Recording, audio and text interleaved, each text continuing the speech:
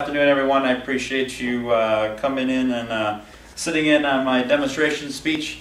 For those of you that have seen the recent video, I did a video in regards to my garden and kind of outlined the things that I have in there, the things that I do for the community with the garden.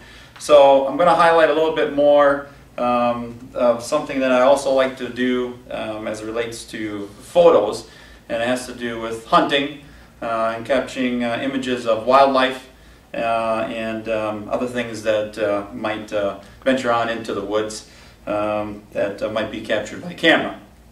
So with that being said, I'm going to walk you through a couple steps here in regards to a power panel, solar energy, that is used to operate a camera that takes images of wildlife, anywhere from deer, bear, turkey, or again even humans as they walk through the woods. As I unravel this here, using the solar energy. This is a I-45 Moultrie camera. It runs on C batteries. You can actually use C batteries. But I decided to kind of upgrade and say, hey, let's use the sun to power it. So I took a look and said, hey, what could I get? Moultrie actually makes a solar panel that the camera can be used in conjunction with batteries. At first I didn't know how it worked, but once I removed the batteries and was able to use the solar energy, then it worked. So one of the things that you'll need to do is obviously make sure you don't have no batteries in the camera. It also holds a CD card for it to be able to capture the images and at times video. So obviously a lot of this is self-explanatory. Take the straps, put the camera right around the tree, tighten up the straps, similar to a bungee cord. Pretty simple procedure. So then it sits there, and now it's waiting to gather some sort of image. The front of it is controlled by a similar to a sensor. So if something walks by the camera, or it detects some sort of motion, even branches moving, leaves, the wind, snow, it's done that. It'll automatically take a picture of what's in front of it. Now, the way this solar panel works, which I thought was rather interesting, was, oh, and by the way, you don't ever want to hit it with the lawnmower cord or with the lawnmower blade, because this is what happens. So you always want to make sure that you have it high enough out of the ground so if it's laying on the ground, you're not going to capture it with a lawnmower and or a rototiller or something. So as we all know, the sun comes up in the east.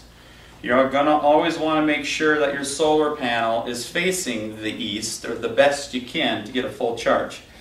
Mount it to a tree, to a branch, or to a limb, to a post or something facing into the east direction. It's got adjustable knobs here that kind of walks you through different settings, so you can set it this way, you can set it up this way, however you want to do it. You can set it up as high as you want. It's got a nice little bracket here on the back side that you can screw it right to the tree. So it works out pretty good. It also on the side shows you the internal charge that it has. Right now it's 59%. Obviously it's coming down a little bit because sun's not beating onto it. But it'll get into 100% obviously when it's fully charged. So the camera's on your tree, your solar panel's on the tree, or at least facing in the sun to the east. And you always want to make sure that you're trying not to have your camera facing to the east, facing directly in the sun. You want to always have your camera the best you can to face to the north or northwest. So you have all that attached to a tree and to a limb of some sort, or a post. You plug into the bottom of the camera. Camera acknowledges right away that it has power once you turn it on. It accepts power, and now it's telling you it's got a countdown. It says extended battery. So it says extended battery, it says, hey, I'm hooked up to solar. Now what it'll do, it's got a 20-second delay. Once it gets down to 0, it's ready to capture pictures. Put the cap back on, tighten these bad boys down, walk away. You don't need to do nothing again. This thing will last for months, for days, for years, as long as sun is able to charge this and it charges the camera. Your SD card that's in here that supports the images will probably last longer than that, because obviously that'll fill.